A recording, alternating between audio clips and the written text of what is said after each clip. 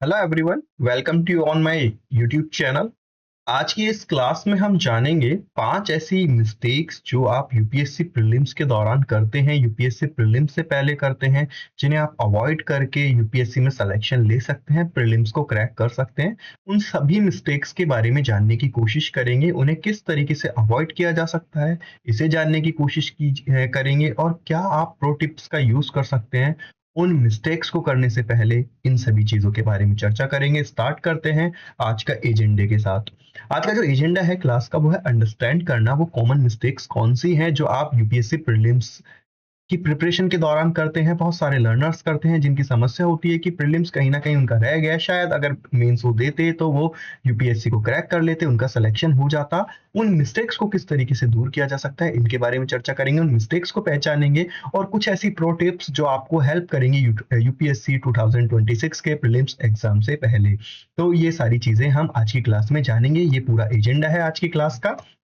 तो जो सबसे पहली मिस्टेक है लर्नर्स, वो है इग्नोरिंग द सिलेबस। लर्नर्स क्या करते हैं, स्टूडेंट्स क्या करते हैं, यूपीएससी प्रिपरेशन स्टार्ट कर देते हैं, एनसीईआरटी पढ़ना स्टार्ट कर देते हैं, पॉलिटी पढ़ना स्टार्ट कर देते हैं, बिना ये जाने कि आपको कौन सा पोर्शन कितना कवर करना है, बिना ये जाने कौन सा पोर्शन आपके लिए कितना वेटेज रखता है, कितना इंपॉर्टेंट है, और यूपीएससी की प्रिपरेशन स्टार्ट कर देते हैं। यूपीएससी का जो सिलेबस है वो यूपीएससी के लिए यूपीएससी का एक बाइबल है, या फिर कहें यूपीएससी का कोर ग्रंथ है, जिसको बिना पढ़े आप यूपीएससी की तैयारी स्टार्ट नहीं कर सकते।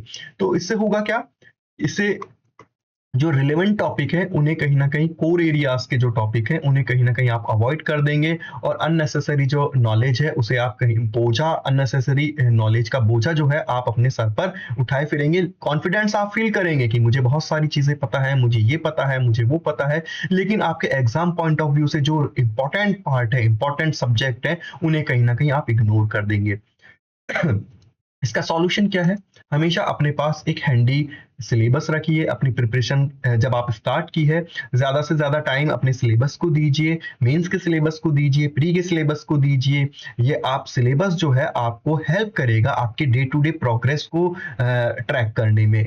क्या कीजिए, आप जब भी कोई भी टॉपिक कवर कर रहे हैं, एंशियंट हिस्ट्री का आप Indus valley civilisation topic cover किया है, अच्छे से पढ़ लिया है, तो अपने सिलेबस में उस टॉपिक को टिक मार्क कर दीजिए। जिससे होगा क्या, आप जो आपकी प्रिपरेशन है उसको डे बाय डे ट्रैक कर पाएंगे कि मैं कितना कवर कर रहा हूं, मैंने कितना कवर कर लिया है। तो सिलेबस को इग्नोर मत कीजिए, सिलेबस को आप अच्छे से ध्यान में रखिए। नेक्स्ट जो मिस्टेक लर्नर्स करते हैं वो है करंट अफेयर्स को भूल जाते हैं। करंट अफेयर्स भूल जाते हैं, या करंट अफेयर्स पे उस तरीके से ध्यान नहीं देते जिस तरीके से स्टैटिक पोर्शन पर ध्यान देते हैं। ध्यान रहे, यूपीएससी में आज के समय में प्रीलिम्स में खास तौर पर करंट अफेयर्स का बहुत बड़ा योगदान है सिलेक्शन दिलाने में। तो एस्पिरेंट्स क्या कर रहे हैं, क्या हो रहा है स्टूडेंट्स के साथ, मंथली मैगजीन की कंपाइलेशन जो होती है, मंथली करंट अफेयर्स का जो कंपाइलेशन होता है उसको नहीं पढ़ रहे हैं, डे टू डे जो करंट अफेयर्स है उस पर ध्यान नहीं दे रहे हैं। इससे होगा क्या, जब आप का प्रिपरेशन एंड होगी या फिर प्रीलिम्स एग्जाम से पहले, ये करंट अफेयर्स बहुत बुल्की हो जाएगा, एक बबल क्रिएट हो जाएगा कि आप रिवीजन करें, नए टॉपिक्स कवर करें, जो वीक सेक्शंस हैं उन्हें कवर करें, या करंट अफेयर्स कवर करें। तो एक बबल क्रिएट हो जाएगा। इस बबल को क्रिएट ना होने से पहले आप धीरे धीरे 7 डेज का, देखो डे बाय डे कर ले तब तो बहुत ही अच्छा है, या फिर वीकली करंट अफेयर्स कवर कीजिए। वीकली नहीं भी कर रहे हैं तो मंथली कवर करंट अफेयर्स जरूर कवर कीजिए। फॉर एग्जांपल नवंबर मंथ ये चल रहा है, तो अक्टूबर जो महीने का करंट अफेयर्स है उसे आप नवंबर में कंप्लीट कर दीजिए। जिससे होगा क्या, आप सेपरेट कर पाएंगे इंपॉर्टेंट टॉपिक्स को। और साथ साथ द हिंदू, इंडियन एक्सप्रेस जैसे न्यूज़पेपर्स को डेली, इनके आर्टिकल्स को, इनसे जुड़े हुए खास तौर पर जो इन्वायरमेंट है, जो डायनेमिक पोर्शन है यूपीएससी का, जहां से करंट अफेयर से ज्यादा क्वेश्चंस आते हैं, उन पर आप टिक मार्क करना स्टार्ट कर दीजिए। प्रो टिप क्या है, डेली आप करंट अफेयर्स को आधा घंटा 1 घंटा देने की कोशिश कीजिए, जिससे आपकी रीडिंग कैपेसिटी बढ़ेगी, जो आपको सीसेट में भी काफी हेल्पफुल रहेगा। नेक्स्ट जो मिस्टेक लर्नर्स करते हैं, मॉक टेस्ट कहीं ना कहीं स्किप कर देते हैं, अच्छे टेस्ट सीरीज ज्वाइन नहीं करते, ज्वाइन करते हैं तो पूरे टेस्ट सीरीज करते नहीं है, पूरे टेस्ट सीरीज को अटेम्प्ट नहीं करते। तो टेस्ट सीरीज एक मेजर फैक्टर है, बहुत सारे लर्नर्स ये मिस्टेक करते हैं। तो ये क्यों डेंजरस है? इससे होगा क्या कि आपका जो वीक एरिया है, जहां पर आप कमजोर हैं, जहां पर आपने कम टॉपिक्स कवर किए हैं, उनका आपको पता नहीं चलेगा।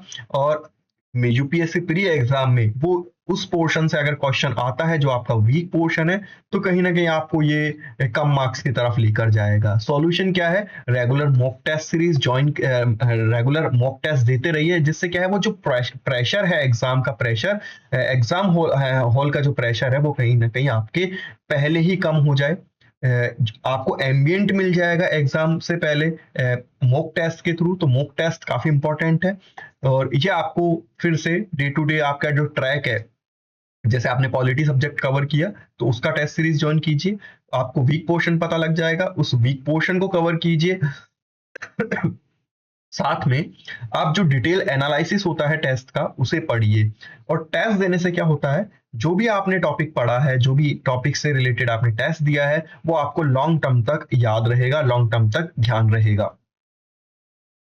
नेक्स्ट जो मिस्टेक लर्नर्स करते हैं, ignoring C set until the last minute.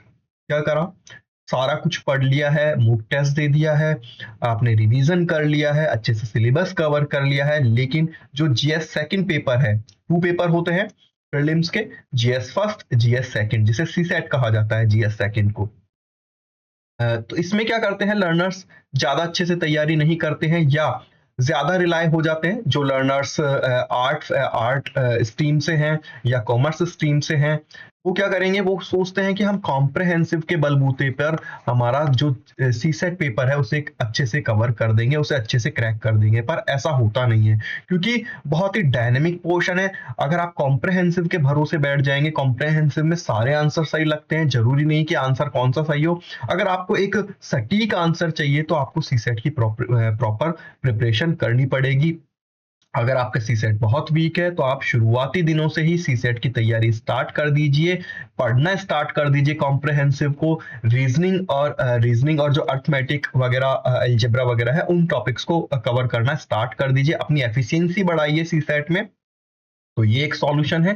इसके लिए आप पजल सॉल्व कीजिए, कॉम्प्रहेंसिव पढ़िए, और अपने जो मेंटल, देखो होता क्या है, जो लोग सीसेट को कम करते हैं या फिर इस तरीके से न्यूमेरिक क्वेश्चन से दूर रहते हैं, जब वो सीसेट पेपर देते हैं तो उनका सरदर्द होता है या फिर उन्हें डिजीनेस, अलग तरीके का फील होता है जब एग्जाम हॉल में बैठे रहते हैं, जिसकी वजह से आते हुए भी क्वेश्चन वो गलत हो जाते हैं। तो आप एक सी सेट की अच्छे ढंग से प्रैक्टिस कर लीजिए, जिससे होगा क्या, जो एग्जाम हॉल में प्रेशर रहेगा सी सेट का वो कम रहेगा। और कई सारे, देखो सी सेट जो है इतना भी टफ नहीं है कि होगा ही नहीं मुझसे तो, और इतना इजी भी नहीं है कि मैं इसे कर ही दूंगा। सी सेट एक बीच का है कि आपको इसकी प्रिपरेशन करनी ही पड़ेगी। तो सी सेट एक इंपॉर्टेंट पार्ट है, इसकी तैयारी अभी से स्टार्ट कर दीजिए। आप अपने आप को देखिए किस लेवल पर आप खड़े हैं सी सेट पॉइंट ऑफ व्यू से। तो अगर आपका सी सेट बिल्कुल जीरो है तो फर्स्ट डे से आप सी सेट की प्रिपरेशन स्टार्ट कर सकते हैं। इतना भी टाइम मत दीजिए, आधा घंटा पौना घंटा आप सी सेट को देकर आप अपनी प्रिपरेशन कर सकते हैं। नेक्स्ट जो मिस्टेक है, जो सभी लर्नर्स करते हैं, मोस्ट ऑफ लर्नर्स ये मिस्टेक करते हैं, जिनका नॉलेज अच्छा है, सब कुछ अच्छा है, सी सेट अच्छा है, लेकिन पुअर रिवीजन साइकिल। आपने कोई टॉपिक पढ़ा, 7-8 दिन तक आपको याद रहेगा, आप कॉन्फिडेंस फील करेंगे, पर आपने उस टॉपिक को पढ़ने के बाद महीनों उसको छुआ नहीं, टच नहीं किया, तो क्या होगा, वो टॉपिक से जो रिलेवेंट चीजें होंगी वो आप भूलना स्टार्ट हो जाएंगे। तो इसके लिए क्या कीजिए, आप एक जो भी टॉपिक आप कवर कर रहे हैं, सर्टेन डेज में, चाहे वो मंथली हो चाहे वीकली हो, उसे रिवाइज करना स्टार्ट कीजिए। कोशिश कीजिए सिनॉप्सिस नोट्स बनाने की, हेल्प लीजिए आपके कोचिंग मटेरियल्स की, क्योंकि कोचिंग मटेरियल्स क्या होते हैं, वो आपको सप्लीमेंट के तौर पर प्रोवाइड किए जाते हैं। वो एब्सोल्यूट नहीं है कि भाई कोचिंग मटेरियल से ही सब कुछ आ जाएगा, भाई न्यूज़पेपर से सब कुछ आ जाएगा, भाई बुक से सब कुछ आ जाएगा। Coaching material, book, current affairs, इनको साथ में लेके चलिए, इनका रिवीजन कीजिए, और इनका जो रिवीजन रहेगा वो आपको एक कंसेप्चुअल क्लैरिटी प्रोवाइड करेगा कि हाँ भाई मेरा ये टॉपिक स्ट्रांग है। तो रिवीजन मस्ट है, रिवीजन करना स्टार्ट कर दीजिए जो भी आपने टॉपिक कवर किया है। इससे होगा क्या, आपका जो एंड टाइम है, जो लास्ट टाइम है, वहां पर आपका जो बबल क्रिएट हो रहा है अलग अलग टॉपिक्स का, अलग अलग सब्जेक्ट्स का, वो एक तो कम रहेगा। और जब भी आप रिवीजन करेंगे, जो भी टॉपिक आप रिवीजन करेंगे, आप उसमें कुछ ना कुछ नया जरूर पाएंगे। चाहे आपका सोर्स एक ही हो, एक ही सोर्स से आप पढ़ लीजिए। फॉर एग्जाम्पल ए बुक को आप पढ़ रहे हैं, ये बुक को आप फिर से रिवाइज करेंगे तो उसी टॉपिक में आपको कुछ ना कुछ नया जानने को जरूर मिलेगा।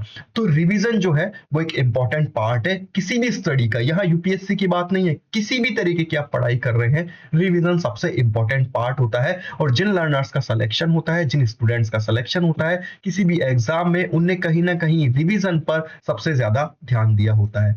तो ये सारी मिस्टेक्स को अवॉइड करते हुए अपनी प्रिपरेशन कीजिए। 2026 में कहीं ना कहीं आपकी ये मिस्टेक्स दूर करने की जो हैबिट्स हैं, कहीं ना कहीं हेल्प करेगी आपके यूपीएससी प्रीलिम्स 2026 में। तो अभी के लिए इतना ही learners. Thank you very much video देखने के लिए।